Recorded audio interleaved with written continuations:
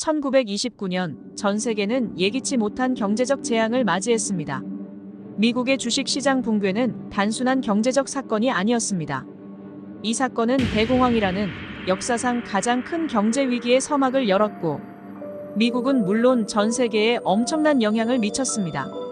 1920년대, 미국은 번영의 시대를 맞이했습니다. 광란의 20년대로 불리던 이 시기는 경제 성장이 급속도로 진행되던 시기였죠. 주식시장은 전례 없는 상승세를 보였고, 많은 사람들이 주식 투자로 큰 돈을 벌었습니다. 하지만 1929년 10월, 미국 주식시장은 갑작스러운 대폭락을 맞이하게 됩니다. 사람들은 투자한 돈을 모두 잃었고, 경제는 마비되기 시작했습니다. 이는 검은 목요일로 알려진 날로 대공황의 시작을 알리는 신호탄이었습니다. 그렇다면 대공황은 왜 일어났을까요? 전문가들은 여러 가지 요인을 꼽습니다. 첫째, 주식시장에 대한 과도한 투기 붐이 있었습니다. 사람들은 빚을 내서까지 주식에 투자했지만 시장이 붕괴하면서 이들은 순식간에 빚더미에 앉게 되었습니다. 둘째, 농업 부문도 이미 어려운 상황에 처해 있었습니다. 1920년대 후반부터 시작된 농업 위기와 더불어 극심한 가뭄, 그리고 더스트볼로 불리는 자연재해는 미국 내 농촌 경제에 치명타를 입혔습니다. 셋째, 미국이 1920년대에 도입한 보호무역 정책도 중요한 원인 중 하나입니다. 스모트-홀리 관세법은 수입품에 높은 관세를 부과하여 국제무역을 감소시켰고, 이는 전 세계적으로 경제 위기를 심화시켰습니다.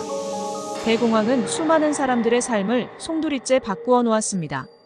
수백만 명이 일자리를 잃었고 수천 개의 기업이 문을 닫았습니다.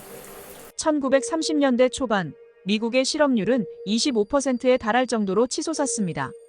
도시에서는 실업자들이 거리로 몰려나왔고, 정부는 수많은 국민들에게 식량 배급을 시작해야 했습니다. 사람들이 굶주림에 허덕이는 동안 경제는 점점 더 침체되어 갔습니다. 미국에서 시작된 대공황은 곧 전 세계로 확산되었습니다. 당시 미국은 세계 경제의 중심이었기 때문에 미국 경제가 흔들리자 유럽과 아시아 국가들도 큰 타격을 받았습니다. 특히 유럽 국가들은 1차 세계대전 이후 복구 중이던 경제가 다시 무너지기 시작했습니다. 은행들이 파산하고 산업 생산은 급격히 줄어들었으며 전 세계적으로 실업자가 쏟아져 나왔습니다. 대공황은 세계 무역의 붕괴로 이어졌습니다. 각국이 자국 산업 보호를 위해 높은 관세를 부과하면서 국제 무역은 사실상 중단되었고, 이는 전 세계 경제 위기를 악화시키는 결과를 초래했습니다. 1933년 프랭클린 D. 루즈벨트가 미국 대통령에 취임하면서 뉴딜 정책을 통해 경제 회복을 시도했습니다. 뉴딜 정책은 공공사업과 금융개혁을 통해 미국 경제를 다시 일으키려는 노력이었죠. 정부 주도의 대규모 공공사업은 일자리를 창출하고 국민의 구매력을 높이기 위한 것이었습니다. 이는 미국 경제가 서서히 회복되는 계기가 되었으며, 세계적으로도 각국 정부가 경제 개입을 강화하는 계기가 되었습니다. 대공황은 현대 경제사에서 가장 큰 사건 중 하나로 기억됩니다.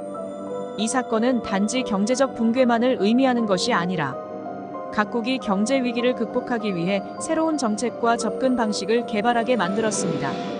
대공황의 교훈은 분명합니다. 경제는 순식간에 붕괴할 수 있으며 그 여파는 국경을 초월해 전 세계에 영향을 미친다는 사실입니다. 오늘날 세계 경제를 이해하기 위해 우리는 대공황의 역사를 기억해야 합니다.